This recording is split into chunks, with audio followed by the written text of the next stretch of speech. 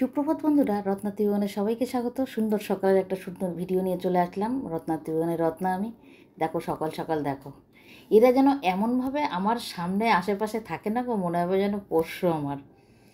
এই পায়রাটাই বেশি আসে, তবে এই পায়রাটা দেখো একটা পা আছে, একটা পা কিন্তু তুলে রাখে, মনে হয় পাটা খুব ব্যথা। জানি না কোথাও ব্যথা ট্যাথা পেয়েছে না কি জানি না। দেখো এখান থেকে কি সুন্দর ঠাকুর ঘরে রোদ ঢোকে, তোমার সঙ্গে শেয়ার করলাম। আমি সবে স্নান করে আসলাম, এসেই দেখলাম পায়রাটাকে। আমি দেখে ক্যামেরাটা অন করে, মানে না অন করে পারলাম না। পুজো এখনও হয়নি, এগুলো সব আগে বাসি ফুলগুলো নামিয়ে সব কিছু করে তারপরে পুজো করব। পুজো দেখো তারপরে হয়ে গেছে। বাসি ফুলগুলো আমি আগেই নামিয়ে রাখি, কিন্তু রাত্রে আর নামানো হয়নি, খেয়াল ছিল না। দেখো তোমরা একটু দর্শন করে নাও মাকে। পুজো আমার হয়ে গেছে। আমি আগের দিন রাত্রেই সব ফুল টুলগুলো নামিয়ে রাখি, হয়নি গো, খেয়াল ছিল না। যাই হোক, অনেক কাজেই তো ব্যস্ত থাকি। এবার আমি তরকারি কেটে নিচ্ছি। আজকে কিছুই রান্না হবে না, একদম মানে শর্টকাটে সয়াবিন আলুর তরকারি করবো আর আলু সেদ্ধ করবো। তা রান্নাটা সেরে নিই। এই রান্না করতে করতে তরকারি কাটতে কাটতে তাও কয়েকটা শর্ট করলাম, করে সেগুলো আস্তে আস্তে করে সব করে রাখি, মানে ড্রাফটের থেকে শিডিউল করে রাখি। না না, অনেক সময় টাইম পেরিয়ে যায়, আবার অনেক সময় ভুলেও যাই, যার জন্য একটা মানে শিডিউল করে রাখি। আর একটাই দেখো সয়াবিন আলুর তরকারি, আর একটা আলু সেদ্ধ বসিয়ে দিয়েছি, ভাত হয়ে গেছে। কর্তামশাই অনেকবার এসে গুড়গুড় করেছে, আজকে খুব সুন্দর রোদ্দুর উঠেছে। কর্তামশাইকে চাটা দিয়ে দিলাম, দিয়ে এবার আমি বসে আছি যে কর্তামশাই খেয়ে নিক। এই যে এখন খেয়ে নিচ্ছে কর্তামশাই। বিকেলবেলা যখন পাম্প ছেড়েছি তখন দেখো দুটো পায়রা এখানে। আবার সেই ক্যামেরাটা অন করলাম, এগুলো থাকবে তাই না, আমার কাছে গচ্ছিত থাকবে। এই যে ভয়েস দিচ্ছি না, ওখানে পায়রার ঝাপটা ঝাপটি হচ্ছে, ওরা ওখানেই থাকে। আমার যে কি ভালো লাগে না গো, আমি আমি তাকিয়েই থাকি। আমি পায়রা ভীষণ ভালোবাসি, ভীষণ ভালোবাসি। সে যাই হোক, কত রকমের কত আগে না এখানে এক কপতি আসতো, একটা ছেলে পায়রা একটা মেয়ে পায়রা, একটা এরকম কালো পায়রা একটা ঘোলা পায়রা। কি ভালো লাগতো, দুজন দুজনকে কত আদর করতো, দুজন দুজনের তুমি যদি দেখো, সত্যি কথা মানে চোখ জুড়িয়ে যায় সেই দেখে। তা এখন আর তারা আসে না। এই আমি সেই পায়রা দুটোকে চিনে রেখেছি, এই যেমন সাদার ওপর কালো কালো ছিটছিট, এটা চিনেছি, এটাও চিনেছি। আর এবার দেখো আমি সারা দিন পর, এখন কটা বাজে বলো তো, এখন পাম্প চালিয়ে আমি আমার ঠাকুর ঘরের সব জল টল নিয়ে এসে খেতে বসলাম। তখন একটুখানি প্রসাদ খেয়েছিলাম। আর এখন এখন বাজে হচ্ছে ঘড়িতে 5টা 15।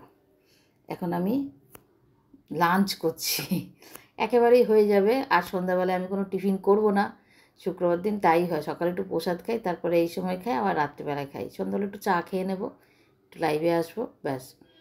তা খেয়ে নিই। আমার দেখতে দেখতে তো আমার পুজো চলে এসছে, তোমরা জানোই যে আমার পুজো।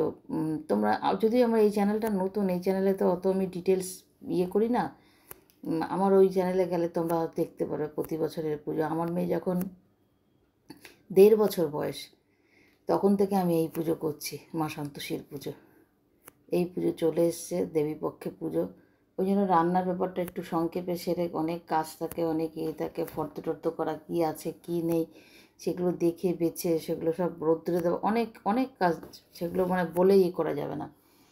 তা সেই সমস্ত করতে অনেক সময় লাগে, সেই কারণেই রান্নার ব্যাপারটা না এখন একটু সংক্ষেপে করি আমি। মানে ওই চ্যানেলে, হ্যাঁ ওই চ্যানেলে বলেছি, যদিও এই চ্যানেলে তোমরা যারা নতুন বন্ধু আছো তারা জানো না। আমার মা সন্তোষীর পুজো আমি আমার এই পুরনো বাড়ি থেকে তো আমি তো করে আসছি, তারপরে তো এখানে আমার যতটুকু যা দেখছো, আমি যা আছি পুরোটাই আমার মায়ের দয়া, মায়ের কৃপায়। মা আমার ভীষণ জাগ্রত। আমার কেন, যারা মাকে পুজো করে বা ডাকে ভক্তি করে, তারা সবাই জানো যে মা কতটা জাগ্রত।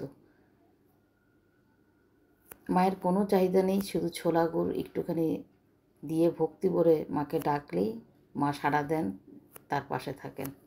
মায়ের দয়াতেই এখানে আছি, যতটুকু যা দেখছো, আবার বলছি মায়ের দয়াতেই। মায়ের দয়া ছাড়া কিছু হয় না। তোমরা আমার চ্যানেলে চোখ রাখবে, চেষ্টা করব তোমাদের কাছে ভিডিওগুলো দেওয়ার, একটা ফোন যদিও, তাও আমি চেষ্টা করছি, আমি দেখি। তোমরা আমার ভিডিওগুলো একটুখানি দেখো, বুঝতে পারবে। আর তোমরা যাদের যাদের ইচ্ছা, ভয় পাবে না। এই মাকে অনেকেই ভয় পায়, ভয় একদম পাবে না। মায়ের ব্রত করো, অবশ্য তোমাদের মনস্কামনা পূরণ হবে। এমনও আছে জানো তো, অনেক যদি সেদিনকে আসতে পারে তারা নিজেরা, আমি তাদের বলি না জানো তো, আমার পুজোতে আসার কথা, তারা নিজেরাই আসে। কিছু মায়ের পুজোও করে, আবার কিছু ওই দিনটা মানে এত ভক্তি, ওই দিনটা মানে নিরামিষ খায় টক ছাড়া, এসে মাকে শুধু মানে নমস্কার করে যেত আমার পুরনো বাড়িতে। উপোস টুপোস কিন্তু করতো না, এত ভক্তি এত ভক্তি। মা মা সাড়া দিত তার ডাকে। সাড়া দিত কেন? তার এটাই কারণ যে তার যখন হয়তো কিছু তার মনে অভিলাষ ছিল, সেই অভিলাষ পূরণ করে মা, তখন কিন্তু সে একটা রূপোর থালা, একটা রূপোর গ্লাস ওই ভক্ত কিন্তু মাকে দিয়েছিল। তাহলে কি বলবে বলো? মায়ের প্রচুর দয়া। আমরা যদি ডাকার মতন ডাকতে পারি না, সব ঠাকুরই আছে, সব ঠাকুরই জাগ্রত, তাহলে কিছু কিছু ঠাকুর আছে না যেন একদম ধন্বন্তরীর মতন কাজ করে। আমার মা সন্তোষী আমার জীবনের ধন্বন্তরী। এটা না বলে পারলাম না। মায়ের প্রচার, মায়ের কেন, যে কোনো ঠাকুরের প্রচার সবসময় করতে হয়, যদি তার দ্বারা তুমি উপকৃত হও না কেন। আমরা যে পাঁচালি পড়ি, পাঁচালিতে কী সব ঠাকুরের প্রশংসাই তো আছে, তাই না? ঠাকুরের মহিমা, ঠাকুরের যা যা ঠাকুরের মানে করেছে সেইগুলোই তো পাঁচালিতে আছে। তাহলে বলবো না কেন? এগুলো তো বলা উচিত, তাতে মা প্রসন্ন হন। বাস্তব জীবনেও কিন্তু তাই, যদি তুমি কারোর কাছে কোনো রকমভাবে একটু উপকৃত হও, সবসময় সেটা বলা উচিত।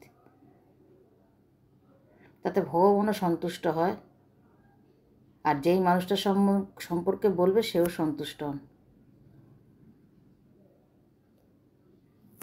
সে যাই হোক, আমি এখন খাচ্ছি কিন্তু সয়াবিন আলুর তরকারি দিয়ে। আলু সেদ্ধ না আমার গরম গরমই ভালো লাগে, ঠান্ডা হয়ে গেলে আমার আলু সেদ্ধ ভালো লাগে না। ওই সয়াবিন আলুর তরকারি দিয়েই আমি এখন খাচ্ছি। খেয়ে নিয়ে ভিডিওটা এডিট করে ছাড়বো, তারপরে সন্ধেটা দিয়ে তারপরে আমি লাইভে বসবো। তোমরা যারা যারা ভিডিওটা দেখবে লাইভে চলে আসবে, কেমন?